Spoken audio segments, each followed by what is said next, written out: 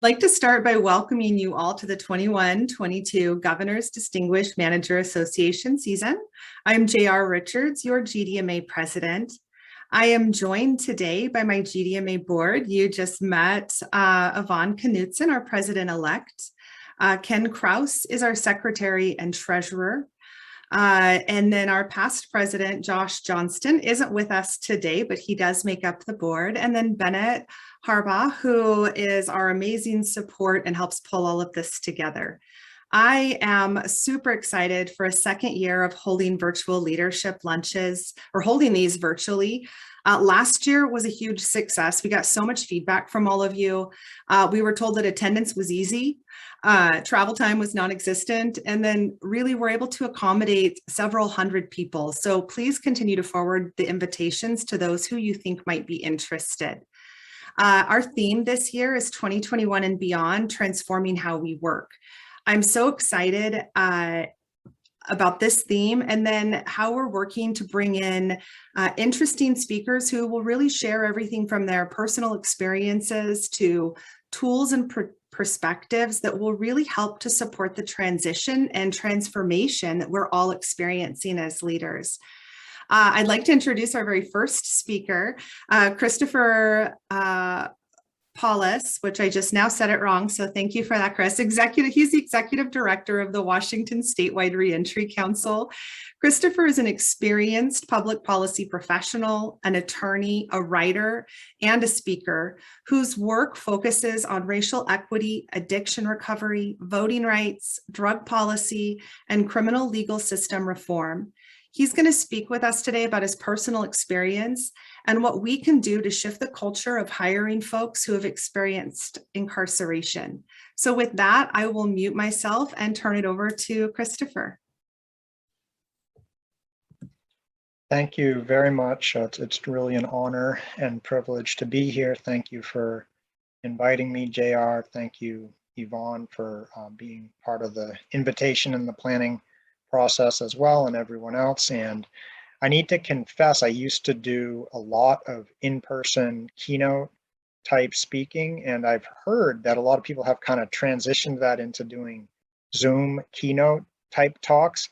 I have not. I've done a lot of events on Zoom, meetings on Zoom, panels on Zoom, but this is one of the first times that I'm giving a kind of a speech, so to speak, although I do plan on having this be interactive. So I just ask for patience and grace as I adapt to not being able to move around the room and look at people's faces and stuff as we speak. So anyhow, as JR said, I'm the Executive Director of the Washington Statewide Reentry Council. I'm also an attorney. I also teach law and university, community college classes on the side, usually just one class at a time during my spare time. I have to say my favorite class or school that I've taught at, and not to put down any of the other ones, but really was my experience at Seattle Central Community College. I found that I was teaching a class about the drug war and incarceration and drug policy, and I found that a lot of my students, or at least several of my students, were actually directly impacted by the issues that we talked about in class. And that meant a lot to me, and it just really brought the gravity of the work that I do full-time for the state, and as well as the work that I do kind of on the side teaching and trying to give back to the community as well. So what the Washington Statewide Reentry Council does is we've been actually, interestingly enough, October 1 will be my 4-year exact anniversary of state service. I'm the first executive director, first kind of full-time permanent executive director of the Statewide Reentry Council. And we're tasked with largely advising the executive branch and the legislature, and to a lesser degree, the judicial branch on what is working around reentry after incarceration, what is not working around reentry after incarceration, and what can we do to improve it. And in addition to that, we do a lot of different events and meetings and stuff like that with community organizations and individuals and family members of the incarcerated and currently incarcerated people. And before COVID, I was regularly going into the prisons to learn from directly impacted people, people who are currently incarcerated. I find that, in the words of an advocate and friend of mine named Glenn Martin, the people closest to the problem are also the people closest to the solution, but often furthest from the power and the resources. And so something I like to do whenever possible is to actually go into the facilities, and hopefully I'll be able to do that again soon. A little background on myself and how I came to this work. So I'm a person in long-term recovery from addiction. And what that means for me personally is that it's been over a decade now since I've had to use alcohol or drugs to cope with life, to put it very simply. And I used to tell a long story of my alcohol and drug use, and what I can now, I can pretty much sum it all up into a couple sentences now. And what I found was, as even a pre-teenager and early teenager, coming from a home where my father wasn't around, my mom did her best to raise me and my little brother as a single mom. We had a lot of challenges. We also had a lot of advantages in many ways.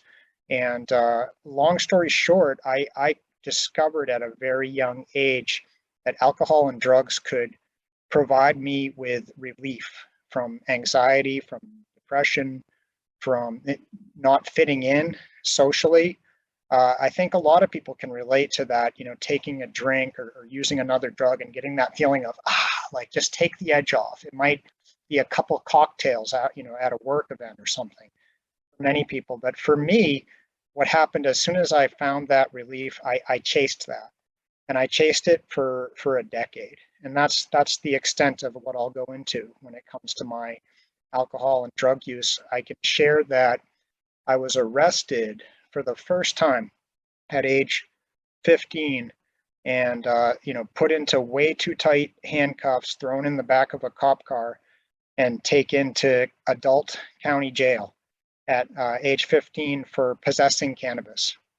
And now I drive down I-5 and I see the billboards that say, stop for the best cannabis. And I'm just thinking to myself, wow, things certainly have changed, yet things remain the same, as we still have folks that are to this day in other parts of the country or even here still, incarcerated or otherwise impacted by cannabis prohibition.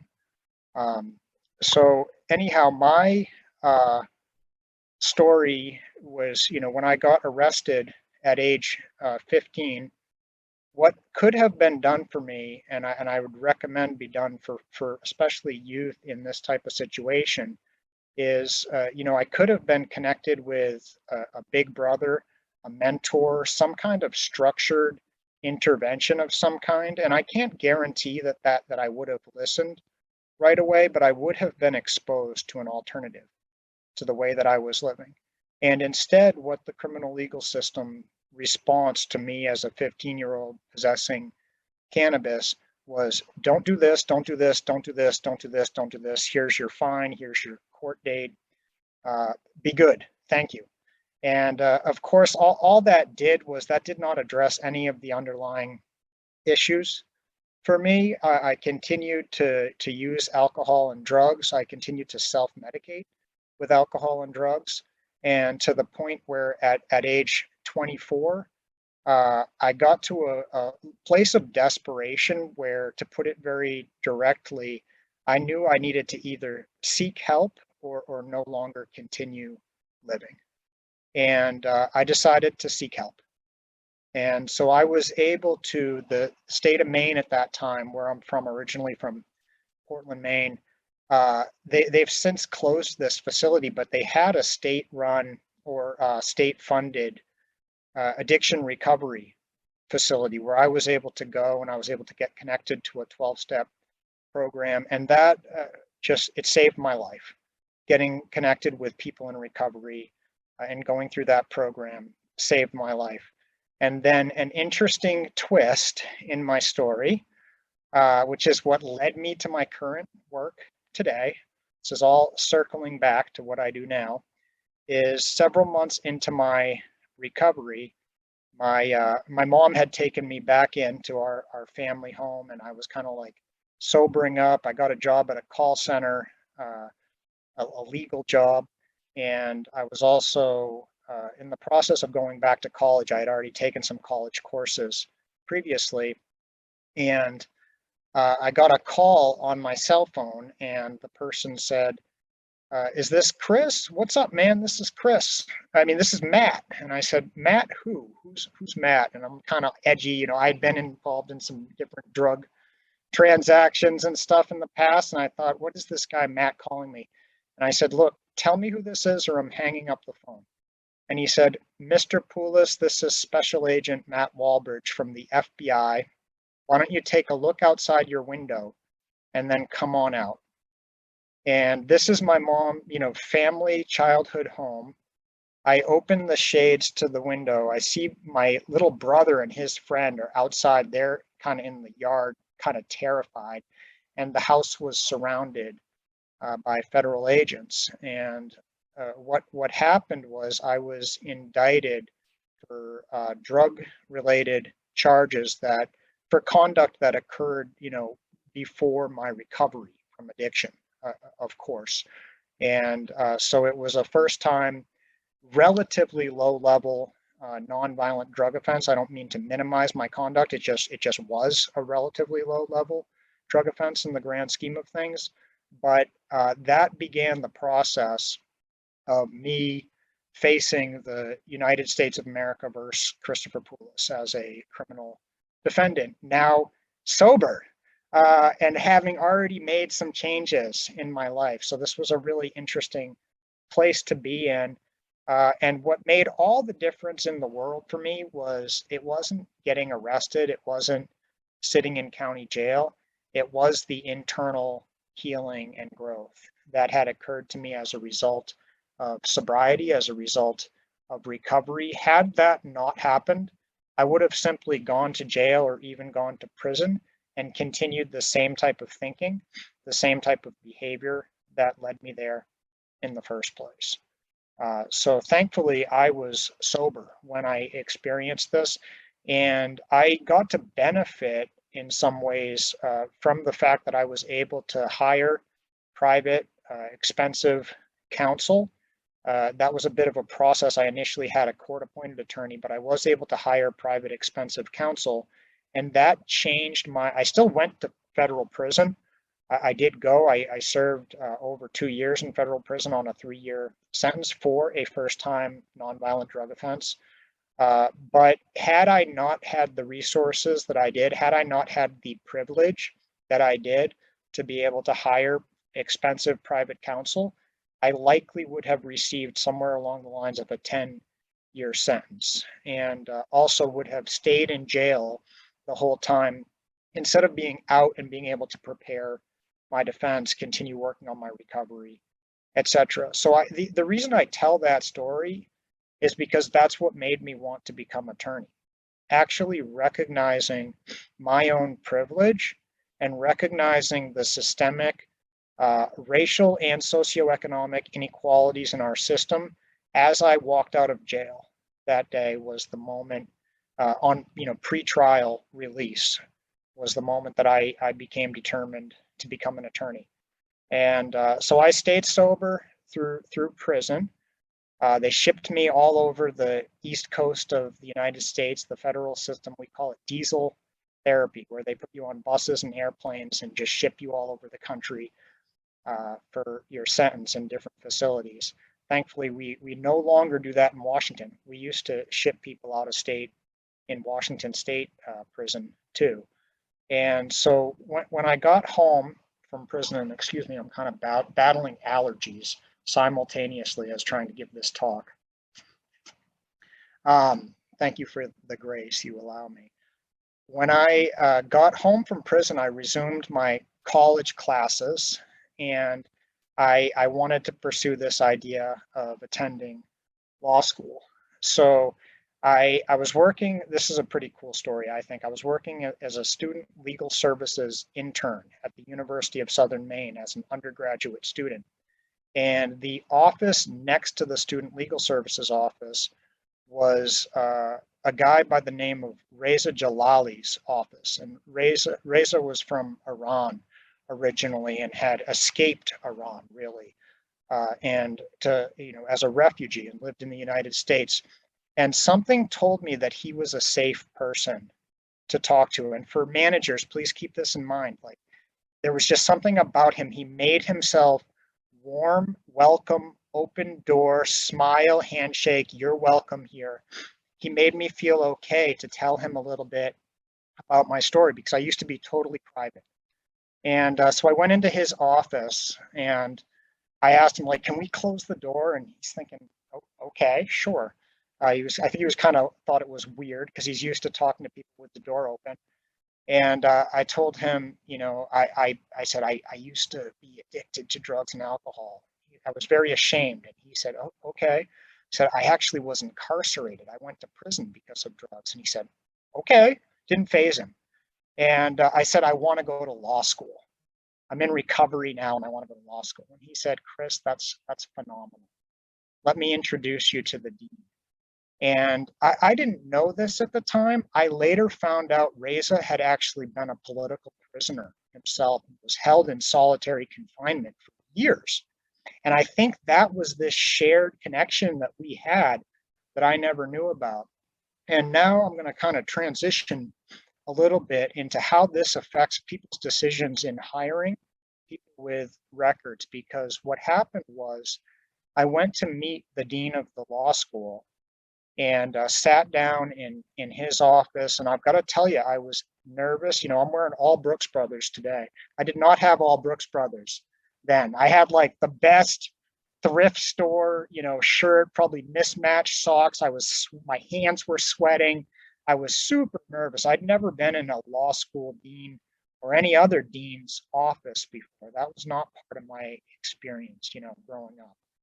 And I remember the office had this beautiful view of the bay. It was on the top floor of the law school building in Portland, Maine. And I sat down with the law school dean and with Reza. Reza wanted to join this meeting because he said, I think this is going to be like part of history for this state. I want to be there. Can I come? So of course, you're making the introduction. Of course you can come. And so the dean said, Chris, I hear you would bring some form of diversity to the school. I'd love to hear more about that. What kind of diversity would you bring to the school, right?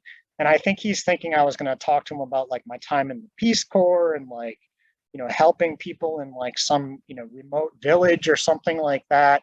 That's like a typical law school, especially white person going to law school story of before law school, but mine was quite a bit different. And so I told him, I grew up with a single mom. I was a survivor of abuse, and he's kind of nodding along to this. And I told him I battled addiction, and now he's kind of like a little less enthusiastic. And then I told him I was incarcerated. I told him that I did federal prison time because I knew it was going to come out anyway. It had to on the application. And as soon as I disclosed my addiction and my incarceration, it was like a wall was built up between this dean and me. And he said something along the lines of, Chris, it's very admirable that you're interested in the law, and that's really interesting, but I'm not really sure how the legal community is going to receive someone like you. Maybe there's another profession. Maybe you could be a drug abuse counselor or something like that. I just don't really know that we're going to be able to accept someone with your background. And I don't think he was intending to harm me, but he did. He did harm me.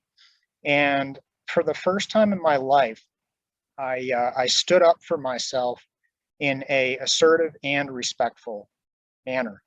And I said, Dean, why didn't the judge give me a life sentence in prison? And he was surprised by my question. He did not see that question coming. And he said, I'm not sure. It must have had something to do with the conduct involved, your criminal record. I don't know why the judge didn't give you a life sentence. And so I said, so then, Dean, why are you giving me a life sentence here today? And when I said that, it really challenged his preconceived belief system about what can be achieved by people who have been in jail or in prison or experienced homelessness, experienced mental illness, experienced addiction. It shook his entire belief system in that room that day. And he didn't, we didn't immediately hug, and he didn't say, welcome to the law school right then.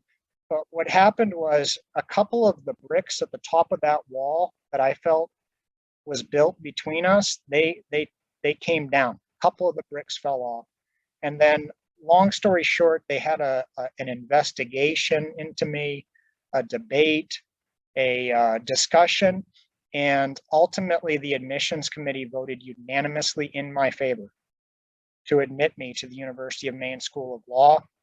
The dean that I had that really hurtful conversation with, he chaired that committee. He came around, he changed.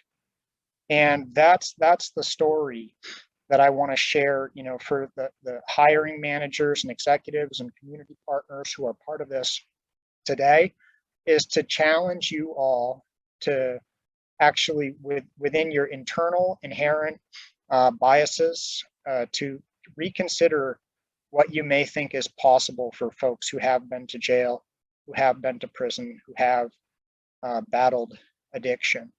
And how I ended up from law school in Portland, Maine, to directing Governor Inslee's Statewide Reentry Council, that trajectory happened, and I'll try to tell this story very quickly, but I got an opportunity to go to a public meeting in Portland, Maine during law school with a guy named Michael Botticelli. Michael Botticelli was the director of the Office of National Drug Control Policy for President Obama. And so even when I got to law school, they told me, don't tell anyone about your background, about your story or anything. Just keep it quiet. You don't want to shoot yourself in the foot, basically. You don't want to sabotage your own career, because you won't get a job as a lawyer if they know you've been in prison, especially if it's public. And so I go to this public meeting on addiction with Obama's Director of National Drug Control Policy. And he sits down with the mayor, the police chief, and all of us in this room. And he opens with, he says, I'm an openly gay, married man. I'm in recovery from addiction, and I've been taken to jail before. That's how he opened his professional talk. And I thought to myself, oh my goodness, this is just how he's not ashamed. He's allowed to say it. He didn't say it with ego, nor did he say it with shame. He said it just, this is part of who I am. It's part of my path, and it's okay to talk about it. And that changed my entire life trajectory. I planned on being an attorney in Portland, Maine. I literally ran up to him on the stairs of the city hall after the meeting and said, I watched Obama get elected from federal prison, and now I'm in recovery, and now I'm in law school, and I'd love to come to Washington. I had no idea what I was even asking for at the time, but that boldness from me ultimately led to about a year later getting Secret Service national security position clearance granted to serve actually in the Obama White House myself. So I ended up being a law student intern during my last year of law school after watching Obama get elected while a prisoner in federal prison, and then serving in the administration, and then realizing that I wanted to work in public policy and public service rather than practicing law, at least for now. So that's my story. Still, I think there's more to be revealed, I hope. In my spare time now, I work in mountain rescue. I'm part of the Olympic mountain rescue team. So I go out onto, missions regularly and training regularly and help people off of mountains when they get themselves into trouble. And that really helps, ground me. And it gives me something that has nothing to do with prison or drugs or alcohol. It's just something to completely clear my head while still being of service to others. And so I just want to talk for a couple minutes about what I think, you all can do as far as it relates to people who have been incarcerated, and then open it up for a discussion for the time that we have remaining. So the first thing that I'll say that you all can do is hire people who have been formerly incarcerated, and think outside of the box, so to speak, on what jobs people who have been formerly incarcerated are qualified for or should be expected to do in society. One thing that I'll admit kind of troubled me in all of my visits to Green Hill School, one of the youth correctional, Green Hill Development, we call it school, but where they keep youth in Washington who have broken the law and are being confined, was that I noticed a strong emphasis on construction, trades, on different kinds of working with your hands type trades. It seemed like that was the primary, not the only. They do have access to higher education there too, but as I walked through the building, the emphasis was on the trades. And I think that's great, to provide an opportunity for youth who are from, often from experienced generational trauma, racism, poverty, to have an avenue to the trades. That's awesome. I think we need to equally encourage a pathway to higher education for folks that have had that experience. And that's something I would push for from this group. Is there is this idea that if you've been incarcerated, you've got to work in construction or something along those lines. We don't think of formerly incarcerated folks as attorneys, as bankers, as professors, as maybe state government executives, right? So that's something that I would, challenge you all with, to think about ways we can include people on that. It's, the right thing to do for three different reasons. The first is equity. People of color are disparately incarcerated, disparately targeted by drug war, by incarceration, etc. So if we're going to talk about equity, we need to look, of course, at race to begin with, but also at impact by the criminal legal system, both youth and adult. And the second one is that, this truly, by hiring people with records, it builds strong families, strong communities, and it promotes public safety, which these are shared goals that we all have. When people are housed after incarceration, when people have meaningful living wage jobs after incarceration, not only is that helping them, it makes all of us safer. It really does, because what I've found is that a successful reentry occurs when internal healing and growth is met with external opportunity. So when people are able to have the type of healing and growth and change that I and others have had, and then we're met with a support system that includes employment, housing, peer support, etc., the chances of returning to criminal behavior and harming more people are reduced substantially. I mean, it's like almost zero if people are provided with that opportunity.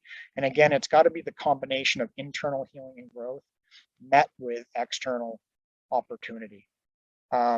And so other things you all could do is encourage your community partners to hire people with lived experience. And one thing I did yesterday, we were talking about it kind of in the beginning of this, was I posted on LinkedIn and said, I have an opportunity to speak with, I just use the term executives, because if you write too many words on LinkedIn, you have to click for more info. And if you want people to click to read the whole thing, you're going to lose viewers. I learned that. So I just said executives. What I really meant was state government, employers, managers, private sector, whoever is listening today. It's really important. So what some of the feedback I got, I asked, what should I talk about in my talk at the Governor's Distinguished Manager Association tomorrow? And people said, talk about the need, not just for employment, but for wraparound support and services. That was the number one feedback that we got, was you can't, it's yet unrealistic to expect someone who doesn't have safe and stable housing and a support system to be able to even come to work on a daily basis and for that to work out. So that is something where there are community partners that you all can work with if you're interested in connecting with those organizations, and if you're interested in finding potential employees, please follow up with me. Happy to make introductions, happy to work on this together. And I think with that, I will turn it back over to JR and Yvonne, and I'm willing to take any questions people may have. Thank you. And Yvonne, I actually have a question for him. So I might beat you to the punch. Thank you, Juan, so much for sharing your experience and then also for giving a call to action. I was really struck by a couple of things that you said in that story. And one was around having a peer or a leader that you felt safe sharing your story with, and that's really something as managers and leaders and as partners that we can really strive to do, is create that psychological safety for folks to be able to show up and be vulnerable and be authentic in who they are. And one thing that I was curious about in your time is you talked about, how we screen out candidates, and we know that building safer communities from the data means creating opportunities. It includes jobs, housing, and all of those pieces. And we do focus a lot on screening out during application processes. Is there a time where you've seen where that could be really preventative, or do you have any words of advice on that screening out versus screening in? Thank you for bringing that up. That was actually one of the things I did want to talk about during my kind of actual talk. So yeah, the screening out versus screening in. It's really, it's almost as simple as it sounds. When you're going through 100 applications, the de facto, right, is, oh my goodness, how are we going to get this down to a pool of people that we can manageably interview, right? And so let's create all of these minimum requirements and then just discard all of these dozens of applications that don't make these minimum requirements. An example from my own life was, there was a position that I was, I'm going to keep this broad and kind of vague. There was a position that I was very qualified for and very able to perform the tasks involved. However, even as an attorney and as a current executive director somewhere else, as a, not to toot my own horn, but I'm active nationally in the criminal legal system reform movement. I've written for national outlets. I'm a professor. Even with all of that, right, I somehow did not meet the bare minimum requirements for a position that I was very interested in. And I can only imagine that someone in, HR somewhere put on some little box that said, like, must have 10 years Excel experience or something, right? And then just an amazing candidate. Again, that sounds kind of vain, but it was, and so many, this isn't just about me, are discarded from consideration because of some requirement like that, like 10 years of Excel, they're gone, right? And so someone with 10 years of Excel, but who has not had any of the same lived experience or challenges, is screened in. So anyway, when we talk about screened in versus screened out, if we're serious about equity, we all, as hiring managers and executives and state agency officials, and for our community partners, need to re-examine all of those minimum requirements with an equity lens applied. And instead of saying, how can we weed through this, it should be, this is a really interesting candidate. How can we make this, can we make this work? How can we make this work for this individual? And the worst thing you can do is throw someone into a role that truly is not a fit for them and they're not at all prepared. I'm not in any way suggesting that we do that, but what I'm suggesting is that we open our minds to what does being prepared and what does potentially being successful in it really mean, and is it 10 years of Excel, right? Is that requirement really what we're looking for to impact people's lives in Washington? So great question. Thank you. Thank you, Chris. I think Yvonne's going to look at some of the questions and call on folks, and I do have the ability to unmute them. So, Absolutely. So I'd love to give Les the opportunity to share his comment directly with Christopher if he cares to. Oh, thank you. Thank you very much. Chris, my background is in law enforcement. I was a captain with the Seattle Police, and I had 30-something years of law enforcement. You know who I am. And I just wanted to just thank you so much for having the courage to share your story. It is one I've often heard and seen from so many people who didn't get that extra push or have that necessary wherewithal to just say, I'm going forward, I'm going to push forward, whether you want me to or not. And I think you're doing just such a magnificent service to all of us, helping our youth and others move forward and realize that he did it. I may not know how to do it, but listening and talking to people like him will help me get the job done. Thank you. Thank you, Les. And one thing I would add is that I'm in no way unique. And so when I'm not special, I'm not extraordinarily bright or anything. What I did was I had leadership from people, other people who were in recovery, and I asked for their guidance. I became teachable for the first time in my life.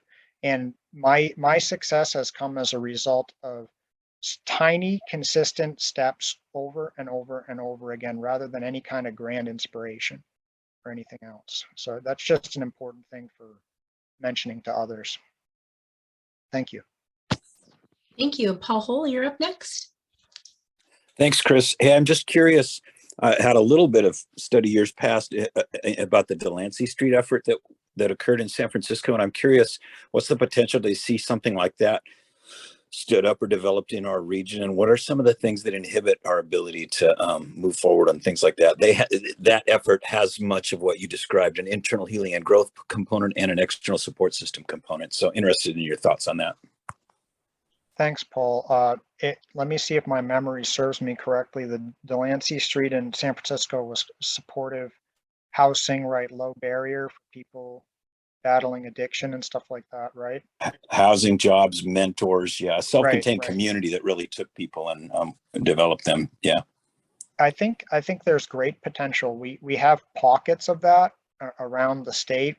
Commerce actually was just awarded $5 million from the state legislature specifically to fund community-based organizations that are providing housing, employment, other services, etc. We could certainly use more. I think that, operating from a place of reality rather than ideals has been really important for me in this work, recognizing that not everyone we may want to be 100% abstinent from all substances is going to be 100% abstinent from all substances, and that they're still also a worthy human being, even if they are still working through active addiction, active, other issues, stuff like that. So creating low barrier supportive programs like that one in San Francisco are really, really important. And I'd be happy to talk more about how we can continue to expand stuff like that in Washington. And I think it's really important. When I say low barrier, I don't mean ignoring the problems and just kind of like letting people, cause harm as they may in like the middle of the streets and stuff. What I mean is providing a solution that would actually work for folks that may not be able to jump through A through M hoops in order to get housing, in order to attain sobriety from addiction, etc. But happy to talk more, and great point. Thank you.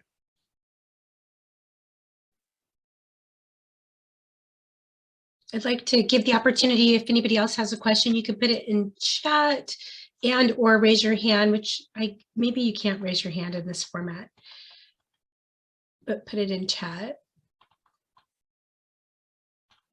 I want to give people the opportunity.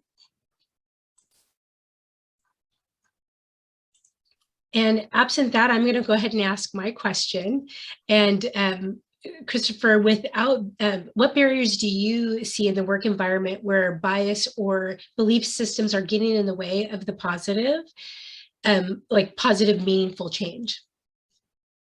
So I think that's kind of a twofold question. One is the attitudes and beliefs, which we've talked about quite a bit. And again, I would just encourage people to be not only open-minded, but to think about the fact that somebody who's been incarcerated and has had experience, some internal healing, change, and growth, they're going to be a great employee, assuming that they have safe and stable housing and other supports in place. They're going to show up. They're going to be grateful. I should say we are going to show up. We are going to be grateful. And so that's something that it makes sense business wise. It's of course, it's an equity issue. It's a public safety issue. These are all very important things, but you can build, actually stronger public sector and private sector organizations by including people with the types of lived experience that I have. So that's one challenge, is just changing those attitudes and beliefs. Like, we're not going to come in and steal the stapler. There's, generally speaking, things happen, but guess what? Things could happen for folks that just happen to never get caught, right? For other stuff, or, maybe they were insulated from criminal legal system involvement due to where they lived and didn't have police contact regularly. So if we're serious about equity, we need to look, again, not only at race, but also at contact and impact of incarceration. So really challenging attitudes around that. Another challenge is the actual policies and regulations. And that's something that this group can do something about. There's certain trades where you need to be licensed, or you need to have no criminal record, or very limited type of past law enforcement. And those things should really, I think every person should be evaluated individually based on a totality of circumstances, right? And so, in Maine, I had to go to a couple very contentious public hearings on my own character to see if I could practice law. That process could certainly be improved. It was pretty traumatic what I experienced, actually, but at least they didn't have a categorical ban against all people with felony convictions. They said, let's look at the circumstances. How long ago was this conviction? What were the circumstances of the conviction? What has he done since? Were there any mitigating factors? And mitigating factors could be drug and alcohol addiction, past being a victim of abuse themselves, poverty, generational trauma, et cetera, et cetera. And so what we urge is, in any kind of decisions regarding someone's character, is to do that individual analysis and be sure that a race equity lens is applied to that individual analysis. So it's not only folks that look like me that receive the benefit. So changing attitudes, changing policies, changing laws, all three are necessary. I mean, I'm almost hesitant to say this, but you don't need to be licensed, so to speak, to be a law enforcement officer or a correctional officer, but you do to be like a cosmetologist, for example. So there's a chance, granted, you can't really get into law enforcement or something with a serious criminal record anyway, but there really should be a full-scale look at all the different occupational trade barriers that exist. And do we really need to be excluding people with records from being in certain trades? Is there truly a public risk here, or is this an arbitrary exclusion, and can it be done on an individual basis rather than categorical? Thank you. With that, we have a couple good comments that are in, and I'll go ahead and I want to make sure I'm saying that. Is it pronounced Jeff? Hi, this is Jeff. Jeff, thank you. I wanted to make sure I was saying it right.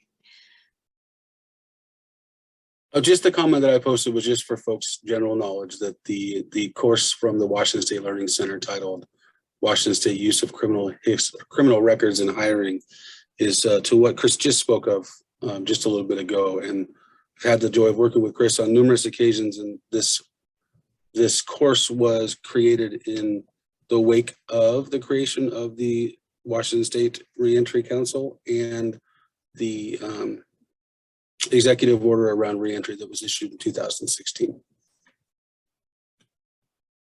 Thank you. Thank you, Jeff Nelson. Thought that was you. And that definitely could be a first step when we have an open position and we're talking to our counterparts within our agencies to leverage not only that course, but again, just the thought process into the conversation is how are we looking, what does this screening in look like? So thank you for the resource. And with that, Mac. Yes, thank you. I just wanted to make a comment just in my observations about Chris, having worked with him for a couple of years. And I've always appreciated his willingness just to be vulnerable and to share his experiences. And it really is in the name of having a positive impact on people.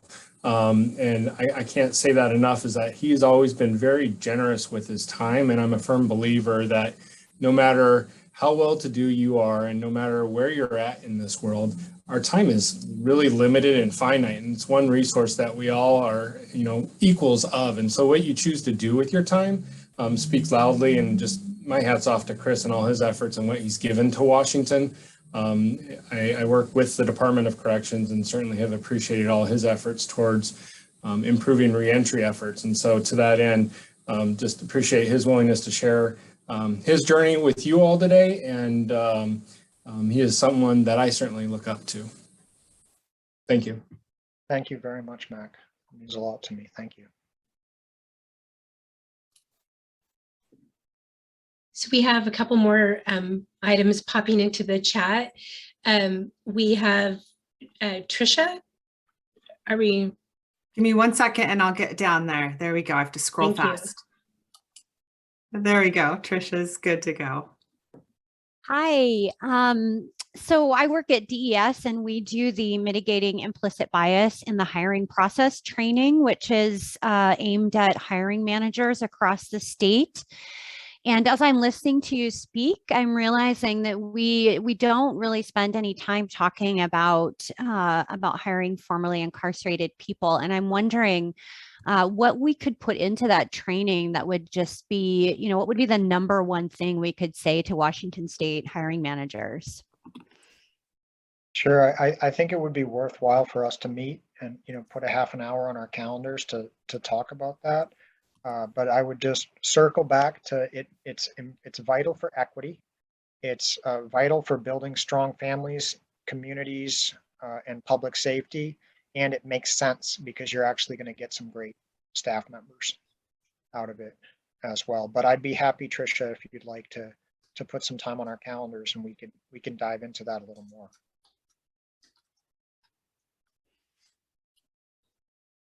Thank you. We also have another comment in chat, and this is from Alfie. And go ahead, Alfie, and ask your question.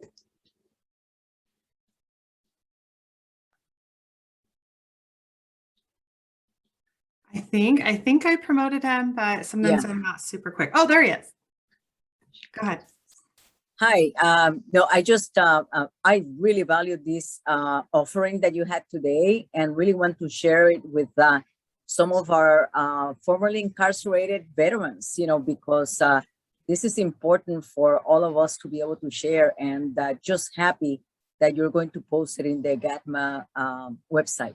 Thank you. Thank you. Thank you, Alfie. One of the coolest days of my life was with one of the assistant directors. I was a veteran, Mark Barkley from the Department of Commerce, and we went out to Stafford Creek Prison out on the coast, and they have a whole pod. I'm sure you already know this, but I'm sharing it with the whole group, a whole unit specifically for veterans. It's like a veteran supportive community within a Washington State prison. And then they also had it's not AMVETS, but it was another organization, I forget where they had, American Legion. They had an American Legion, they have an American Legion post. It's the only, to my knowledge, American Legion post in a correctional facility in the world. And it's here in Washington at Stafford Creek. And Mark Barkley and I were invited to come and be part of their, their ceremony to open that post. And both of us were, it was an emotional day for both of us. We drove through a awful snowstorm to get there, I remember, and we made it though, right? We showed up because we show up. And that was an amazing day we had out there a couple of years ago.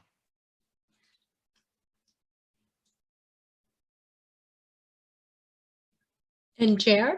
Thank you. Okay, I am off. Thank you. I think we had one more comment I just want to put out there as we close up from Michelle Christopher. She just wanted to second some of the things shared earlier, and that she just sees a bright future ahead for justice impacted individuals within the state of Washington. And I couldn't agree more.